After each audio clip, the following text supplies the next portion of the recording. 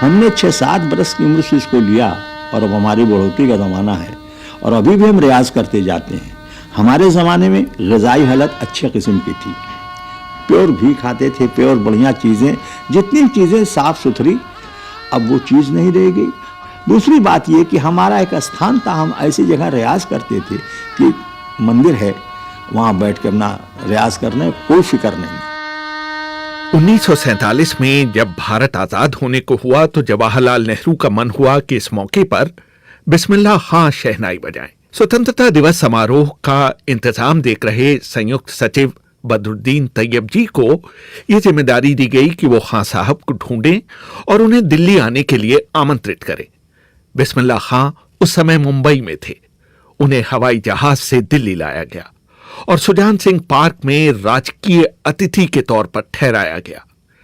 बिस्मिल्लाह खां पर फिल्म बनाने वाली और उन पर किताब लिखने वाली जूही सिन्हा याद करती हैं। उनके सेक्रेटरी जो थे बदरुद्दीन तैयब जी, उनको ये टास्क दिया गया कि आप ढूंढ के लाएं जहाँ भी हैं। तब टेलीफोन वैसे नहीं थे, चिट्ठी तार का भी वो सिलसिला उतना नहीं बना था। उन्होंने बड़ी मुश्किलों से उनको तलाशा, उनको बुलवाया वहाँ से बॉम्बे से कि आप दिल्ली आइए, यहाँ पे आपको शहनाई बजानी है रेड फोर्ट पे। पंडित जी से कहा बिस्मिल्लाह खां साहब ने कि मैं चलते हुए शहनाई नहीं बजा पाऊंगा। तो जवाहरलाल जी ने कहा कि आप आगे आगे चलेंगे, पीछे मैं और पूरा देश चलेगा, आप थोड़ी देर के लिए इस मौके पे शहनाई ज़रूर बजाइए।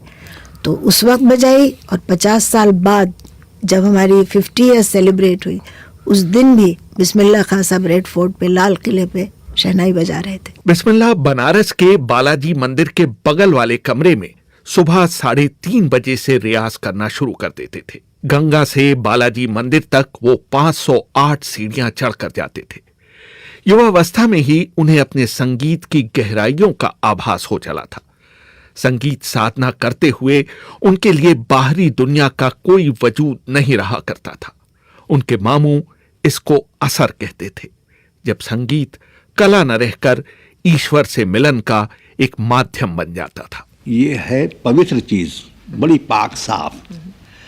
तो जहाँ हम रियाज करते थे बालाजी मंदिर में, वहाँ पर हमारे मामू ने 18 बरस तक रियाज किया उसी मंदिर में। जब देख लिया साल भर हो गया तब कहने भाई देखना तो कुछ कहना मत, हमें तो कुछ पता ही नहीं। अरे भाई हमारी 10-12 साल की उम्र है, हम क्या जाने। नतीजा ये हुआ कि एक रोज़ बजा रहे थे और हम बड़े मूड में बजा रहे थे।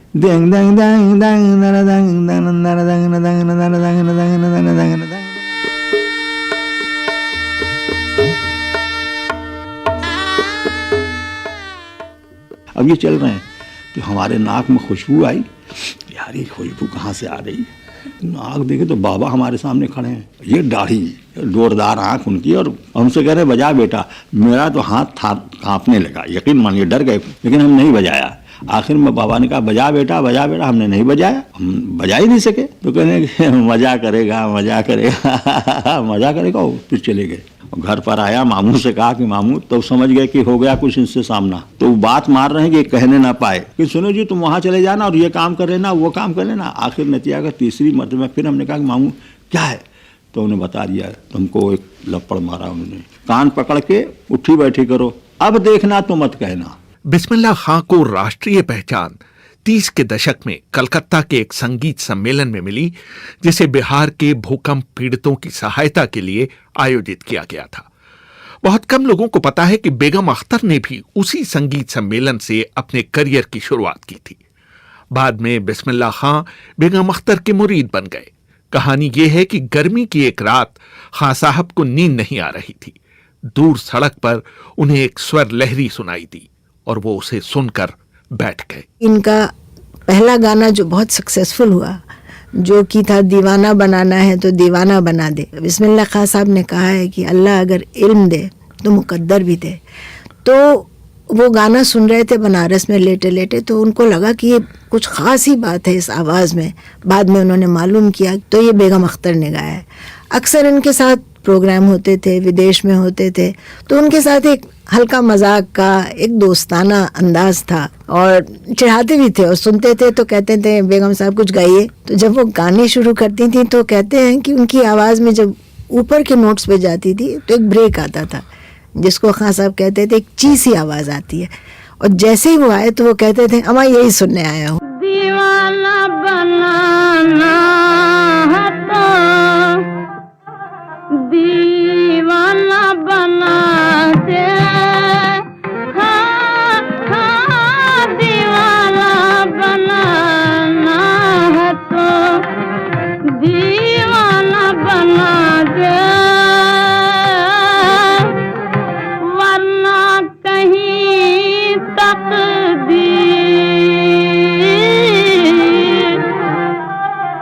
वरना कहीं तकदीर तमाशा न बना दे। बिस्मिल्लाह खां और महान सितार वादक उस्ताद विलायत खां के बीच भी एक खास रिश्ता था। जब बारीक जुगलबंदी की बात आती थी तो वो बिस्मिल्लाह खां के साथ बजाना पसंद करते थे। विलायत खां की बेटी और जानी मानी गायिका जिला खान कहती हैं, लोगों के अंदर एक चीज खास डिस्कशन हमने देखी कि जब वो लोग वो है ना, हमसे न बोलो बोलो रे और हमसे न मिलाओ अखियां,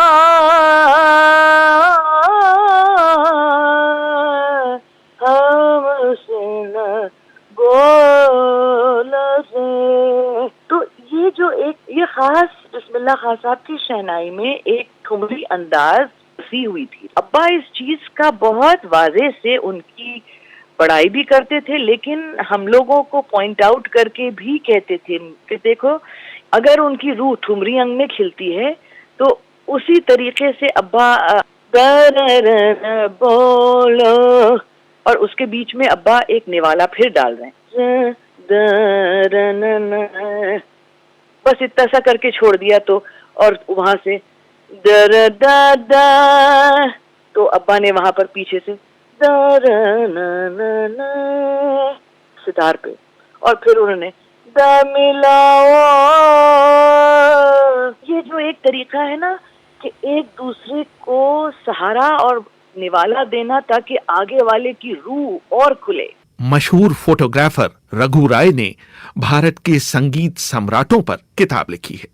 उन्हें विलायत खां और बिस्मिल्लाह खां दोनों को सुनने का सौभाग्य मिला है। उनकी जो आपस में कम्युनिकेशन थी और वो कैसे एक दूसरे की एक एक नॉन्स पे कुर्बान होते थे। वे बैक इन 1970 कि दिल्ली में कॉन्सर्ट था विज्ञान भवन में, which is a big auditorium. तो विलायत खां साहब का कॉन्सर्ट था, मैं तीसरी लाइन में बैठा था, तो आगे की लाइन में बिस्मिल्लाह खां साहब भी ऑडियंस में बैठे थे। उनकी जो रेंडरिंग जब शुरू हुई और इंटेंसिटी जो बढ़ी और क्या मोमेंट्स निकाले। अब देखिए बिस्मिल्लाह खां साहब जब वो मोमेंट्स ऑफ इंटेंसिटी आए, बिस्मिल्लाह खां साहब अपनी जहां बैठे थे वहां से खड़े हो गए, खड़े होके अपनी टोपी उतारी और अपनी टोपी उतार के उनको जो उन्होंने वो ऑनर दिया उनके कमाल का, तो it was a very moving experience कि देखो तो सही बिस्मिल्लाह खान साहब को भी दीवाने लुटते हैं। बिस्मिल्लाह खां को फिल्में देखने का बहुत शौक था। सुलोचना उनकी पसंदीदा अभिनेत्री थी। उन्होंने एक फिल्म गूंज उठी शहनाई का संगीत निर्देशन भी किया था। उस फिल्म का एक गाना बहुत मशहूर हुआ था, दिल का खिलौना हाय टूट गया। एक गाना जो उन्होंने दिया था उसमें दिल का खिलौना हाय टूट गया, वो उनके बेटे तो कहते थे कि उनकी गर्लफ्रेंड है, मजाक करते रहे होंगे जाहिर है, लेकिन एक बाला थी उनकी जान पहचान की जो शायद बिहार की थी, तो वो एक गाना गाती थी बरसे बदरिया सावन की, जिसका ट्यून उन्होंने अडेप्ट कर लिया था, दिल का खिलौना हाय टूट गया। तो फिल्मों से उनको लगाव तो था ही, बचपन से वो फिल्म देखने के बड़े शौकीन थे। दिल का खिलौना हाय टूट गया, दिल का खिलौना हाय टूट गया, कोई लुटेरा के लूट गया। शुरू में बिस्मिल्लाह खां को हवाई जहाज से सफर करने में डर लगता था, लेकिन बाद में ये डर जाता रहा और उन्होंने दुनिया के हर कोने में संगीत सम्मेलन किए। एक मर्तबा बर्लिन में हम आए थे बहुत पहले, तो वहाँ हमने इत्तेफाक से बैठे, तो बड़ा भारी स्टेज था, उस पर बैठे 2 आदमी वो बाल रोल रखे और एक उस कोने पर एक उस कोने पर धूप बत्ती जलाए बैठे हैं। उनका मुंह देख के, उनका चेहरा देख के हमारा ऐसा मूड बना, तो मैंने केदारा बजाया और केदारे में वो बात पैदा होने लगी कि जो अचानक जिसको फिल्मबदी कहते हैं, कभी कभी आ जाए, जानबूझ के नहीं, अपने आप। वो आइटम आज तक हमें याद है, हम भूलते नहीं।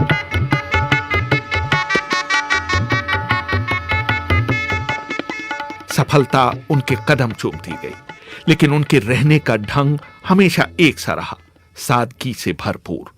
जाड़े में वो अपने घर के आंगन में चारपाई पर बैठते, धूप का आनंद लेते और उनके पीछे तार पर उनके कपड़े सूख रहे होते। उनके बच्चे भी कहते थे कि बिल्कुल फकीराना अंदाज में रहते हैं बाबा, दाल चावल एक सब्जी मिल जाए खुश रहते थे। अपने स्वभाव से ही मुझे लगता है वो कुछ फकीर से ही थे और सबसे ऊपर वाले कमरे में अकेले रहते थे।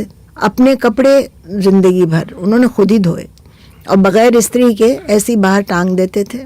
मुझे एक जो परमानेंट सी एक छवि मेरे दिमाग में है कि बाहर धूप में चारपाई पे बैठे हैं, शॉल कंधों पे है, कोई टीम टाम नहीं, कोई एक्सेसरीज ऑफ लग्जरी कहीं से भी नजर नहीं आती, जो कि सुना कि इतना बाद में कमाने लगे थे। बिस्मिल्लाह खां ने शहनाई को नौबत खानों और शादी की बारातों से उठाकर राष्ट्रीय और अंतर्राष्ट्रीय मंच पर स्थापित किया। उन्होंने अपने बूते पर शहनाई को एक आम साज से उठाकर एक सुसंस्कृत साज की श्रेणी में ला खड़ा किया। एक इंसान के रूप में वो धर्मनिरपेक्ष भारत के अल्टीमेट चेहरा बने। जब 2006 में बनारस के संकट मोचन मंदिर पर हमला हुआ, तो बिस्मिल्लाह खां ने गंगा के किनारे पर जाकर शांति और अमन के लिए शहनाई बजाई। उन्हें अपने शहर के लोगों से कोई अपील नहीं करनी पड़ी। उनकी शहनाई से सिर्फ एक स्वर निकला, महात्मा गांधी का प्रिय भजन रघुपति राघव राजा राम।